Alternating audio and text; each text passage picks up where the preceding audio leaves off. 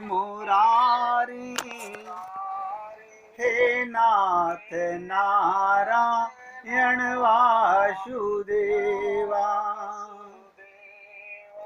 श्री कृष्ण गोविंद हरे मुरारी, हे नाथ नारायण वासुदेवा। श्री कृष्ण गोविंद हरे मुरारी, हे नाथ नारायण वासुदेवा। श्री कृष्ण गोविंद हरे मुरारी, हे नाथ नारायण वासुदेवा। सभी पुण्य आत्मा ध्यान से सुने। संजय की अंतर्दृष्टि बदल गई। देखो कमाल है, आंखों से दिव्य दृष्टि पाकर महाभारत देख करके नहीं पलटी। यहां पॉइंट करो नोट। संजय ने दिव्य दृष्टि पाई। क्या मतलब? वो देखने के लिए दी, बाद में छीन ली, फिर 0/100। आज संजय को समझ आया महाभारत खत्म हो चुका, तब अंतर्दृष्टि पलटी। आप और हम लोग गीता कई बार पढ़ चुके, भागवत कई बार सुन चुके, रामायण कई बार पढ़ चुके, लेकिन अंतर्दृष्टि नहीं पलटी हमारी। अभी भी बुद्धि लगाएंगे तो नहीं पलटेगी। समझ पाएंगे मैं अपने विकारों को कैसे जीत सकता हूं। हम सब में विकारी तो रहें क्या हमारे अंदर? आप और हम लोग अपने मुंह मियां मिट्ठू बनते रहते हैं। हम लोग नहीं नहीं, ऐसा कुछ भी नहीं है। हमारे अंदर विकार ही विकार हैं।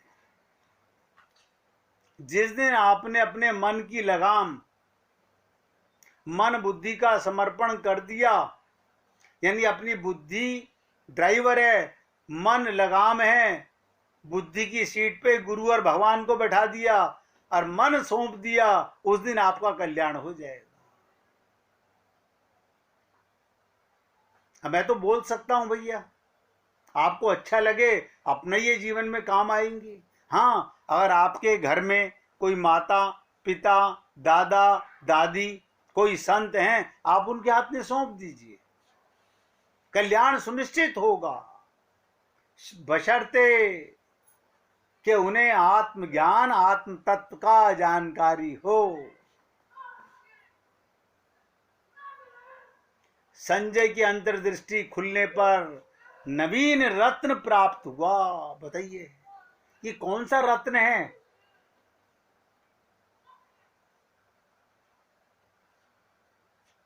ये नवीन रत्न है जो छिनता नहीं, अमूल्य है, अमर करने वाला रत्न है। और संजय उस पर विचार करने लगा तो संत क्या बोले? कृष्ण आपकी, हम सबकी आंतरिक आवाज हैं, आपकी आत्मा है, आपका मार्गदर्शक प्रकाशक हैं। और यदि आप अपने जीवन को उनके हाथों में सौंप देते हैं तो आपको चिंता करने की कोई आवश्यकता नहीं है। हम तो शरीर मानते हैं अपने को और शरीर सौंप देते हैं पति को, पिताजी को, भाई को, बहन को, बस। तो कल्याण हो कैसे? आत्म तो ज्ञानी नहीं है। हमने अपने आप को शरीर माना हुआ है, मेरा स्त्री का शरीर है, ये मेरे पुरुष का शरीर है। अभी मैंने 2 दिन पहले भी आपसे निवेदन किया था, शरीर संसार को, मन भगवान को और गुरु को, लेकिन नहीं सौंपते।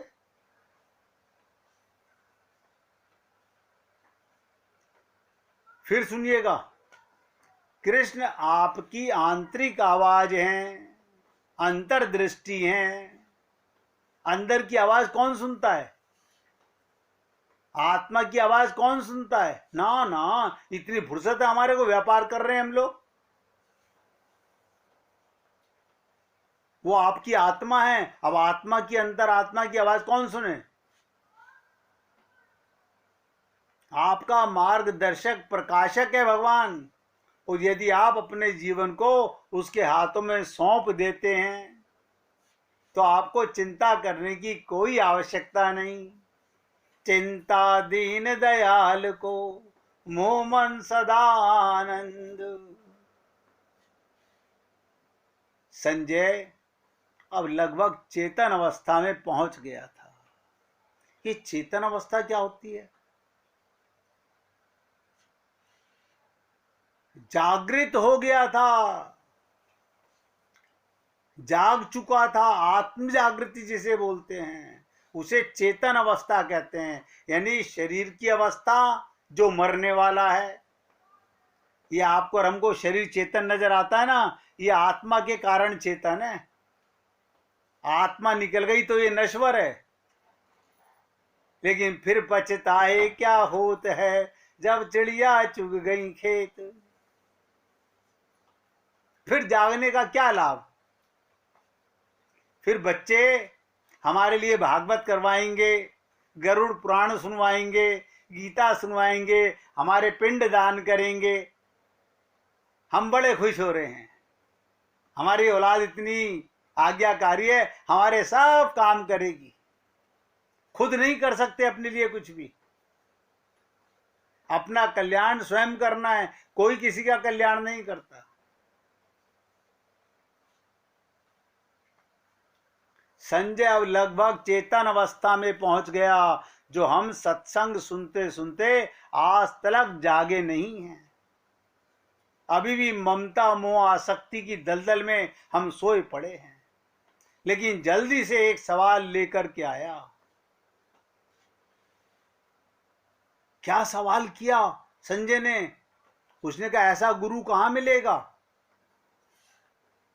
बोले फिर कौरवों के लिए द्रोणाचार्य और भीष्म क्यों लड़ रहे थे?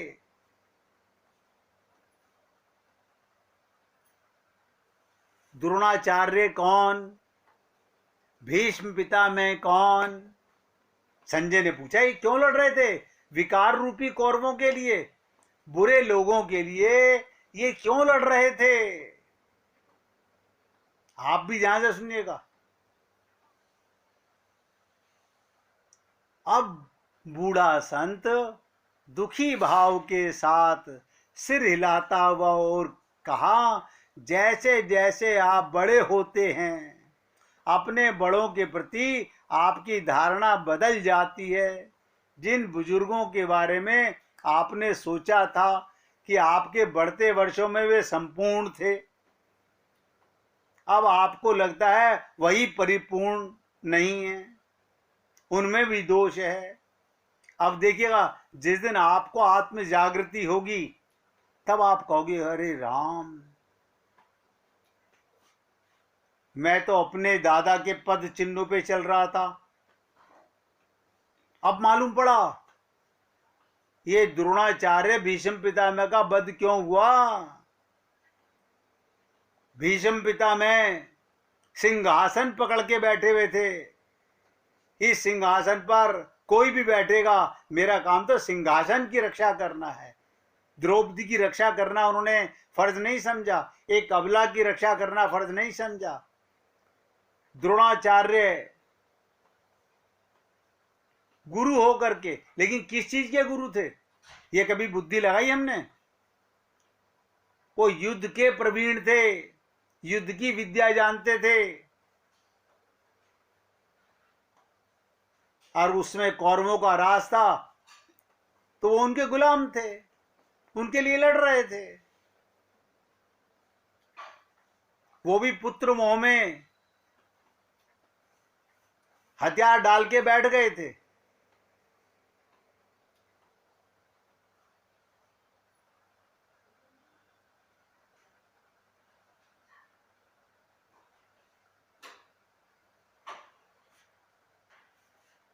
और एक दिन आपको ये तय करना होगा कि उनका व्यवहार आपके लिए अच्छे हैं या बुरे हैं।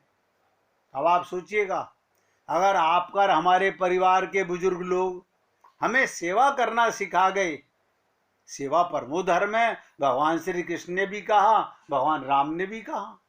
लेकिन उन्होंने कहा नहीं बेटा, अंधा बाटे रेवड़ी फिर अपने को दे। बस अपने परिवार का ध्यान रखना। तो बुरा मत मानिएगा, वो अच्छे व्यक्ति नहीं थे, हमारे बुजुर्ग थे, रिस्पेक्टेड हैं, लेकिन वो अच्छी सलाह नहीं देके गए। अपना पराया है कहां संसार में।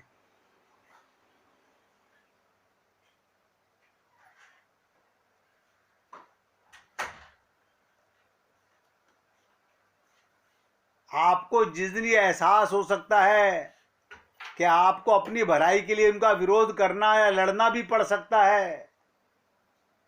देखिएगा, पांडवों को कृष्ण को अपनी डोर सौंप करके द्रोणाचार्य से भी लड़ना पड़ा, भीष्म पितामह से भी लड़ना पड़ा।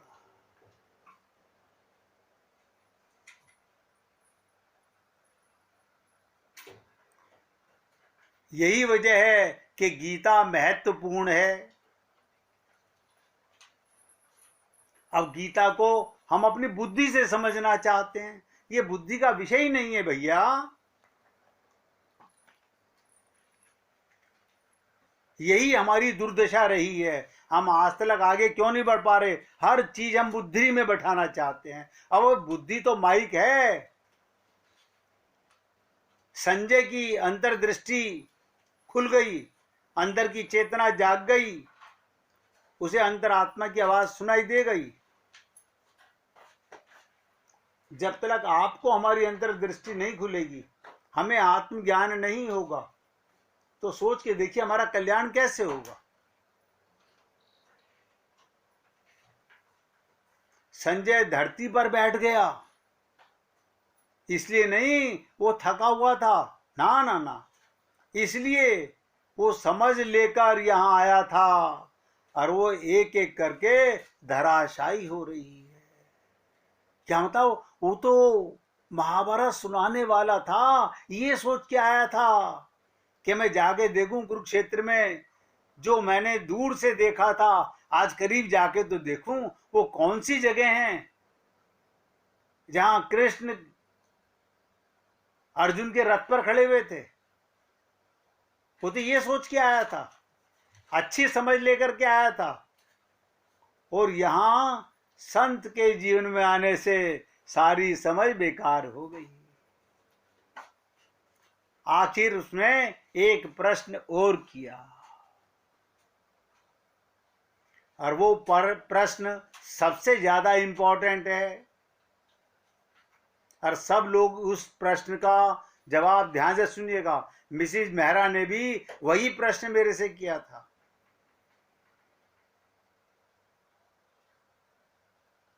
क्यों? मैं द्रोणाचार्य के लिए सुन चुका, भीष्म पितामह के लिए सुन चुका, पांडवों को सुन चुका, कौरवों को सुन चुका, अब बचा कौन?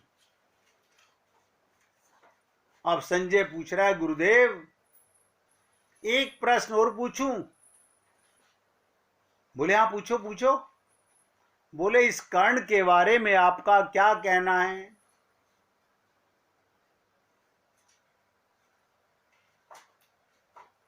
अब तो संत प्रसन्न हो गया।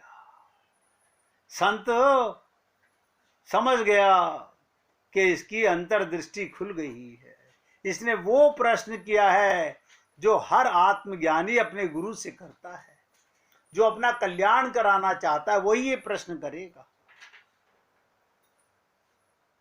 संत बोले वाह, आपने सबसे अच्छा प्रश्न किया, बहुत सुंदर प्रश्न किया। बोले कर्ण को कैसे जानोगे? बोले कर्ण आपकी पांचों इंद्रियों का ही सगा भाई है।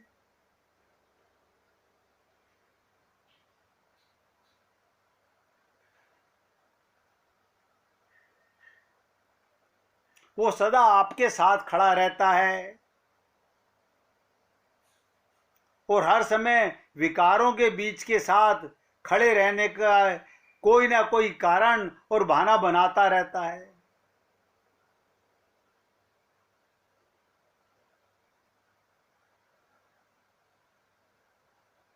सोच के देखिएगा, क्या हमारी इंद्रियां, हमारी इच्छाएं, हमारे विकार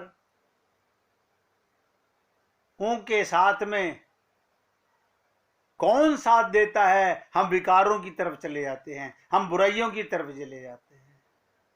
सबका प्रश्न एक आएगा, हमारा मन उसमें साथ देता है? ये मन ही वो कर्ण है।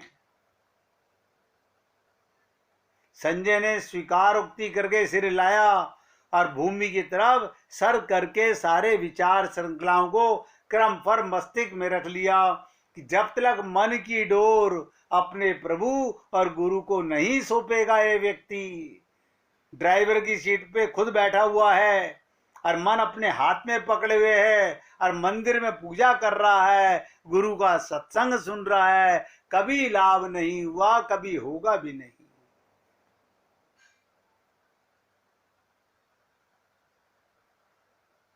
संजय दंडोत हो गया गुरु के चरणों में।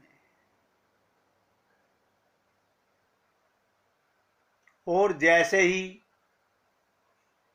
ही संजय ने अपने सिर को ऊपर उठाया, दंडोत होते ही वो बूढ़ा संत धूल के गुब्बारे के मध्य विलीन हो गया। संत अब दृश्य हो गए। क्या मतलब था? भगवान श्री कृष्ण सच्ची चाहना पर संत बनकर के आते हैं, लेकिन हम लोग अपनी मन बुद्धि से कभी नहीं समझ पाते।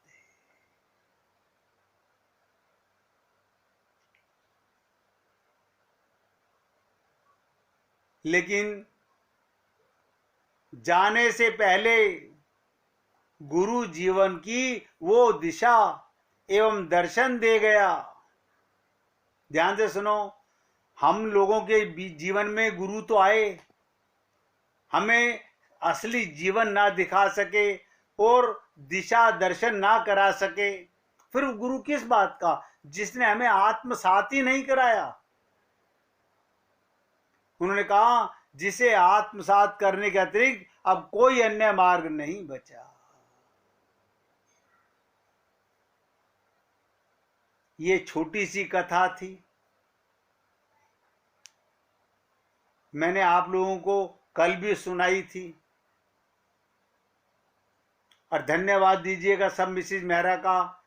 अगर वो ये निवेदन ना करती तो मैं दोबारा किस लिए सुनाता। मैं तो समझ गया था कि आप सब लोग समझ गए हैं, लेकिन उन्होंने कहा तो मैंने पूरे दमखम के साथ इसे दूसरे तरीके से समझाने का प्रयत्न किया। अब आप और हम लोग सोचें इस बारे में, हम क्या चाहते हैं? भगवत प्राप्ति करना भी चाहते हैं या विकारों में लिप्त रहते हुए? देखो फिर बता रहा हूं, शरीर में रहना पाप नहीं, परिवार में रहना पाप नहीं, सेवा करना पाप नहीं। पाप क्या है? सबसे बड़ा पाप क्या है? स्वयं को ना जानना, गलत जान करके, गलत मान करके अपने अहंकार को बल देना सबसे बड़ा पाप है।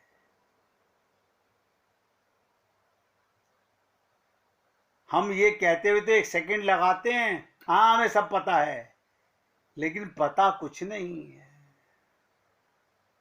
अभी 2 दिन पहले आपको एक ऐसी साधना बताई थी। अब सोचिएगा, जो राजा को उस गरीब फकीर ने अपनी झोपड़ी में कराई 9 महीने में, जागना सिखा दिया, होश में आना सिखा दिया, आत्म जागृति हो गई।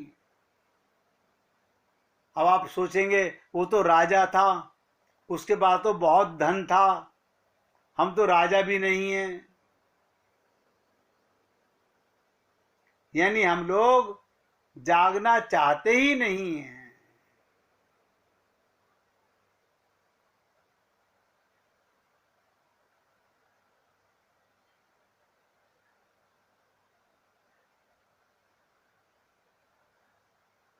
आप लोगों, मुझे नहीं पता ये लीला अभी भी समझ में आई है कि नहीं आई है?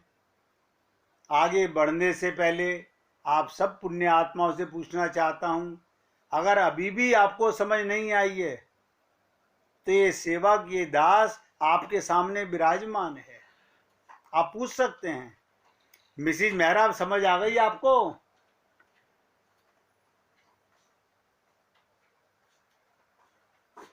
अभी नहीं आई जी।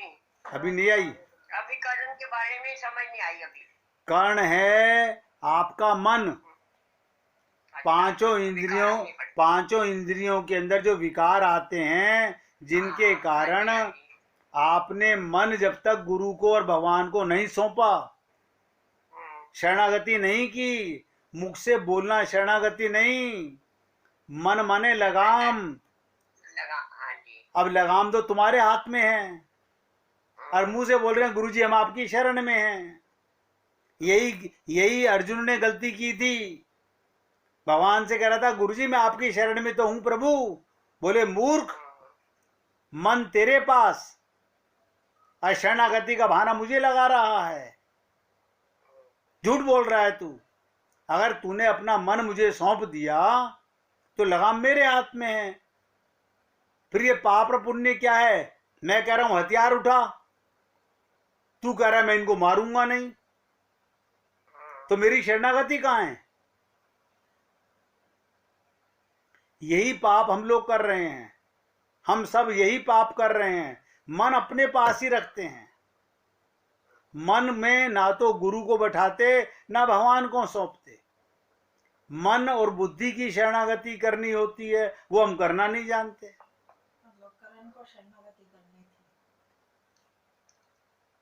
ये कहा गया 5 इंद्रियां, छठा जो इनका भाई था वो मन था। अच्छा जी, हाँ। 5 इंद्रियां, ज्ञान इंद्रियां, छठा जो था वो मन था। मन भी क्यों मरा? मन भी क्यों मारा गया? कर्ण भी क्योंकि भगवान की शरणागति नहीं की थी, नहीं करी थी। हाँ जी, हाँ जी, ठीक है। तो ये महाभारत का असली तात्पर्य है, मन को शरण करके आप 5 इंद्रियों को कंट्रोल किया जा सकता है। अब मन तुम्हारे पास है तो विकार तो आएंगे, आप विकारों के गुलाम बनोगे, आप विकारों पर विजय प्राप्त नहीं कर सकते, कौरव नहीं मर सकते, लाख प्रयत्न कीजिए। और किसी के भी मन में कोई प्रश्न हो तो पूछ लीजिएगा भैया। अब 1 मिनट कीर्तन करेंगे फिर आगे बढ़ते हैं।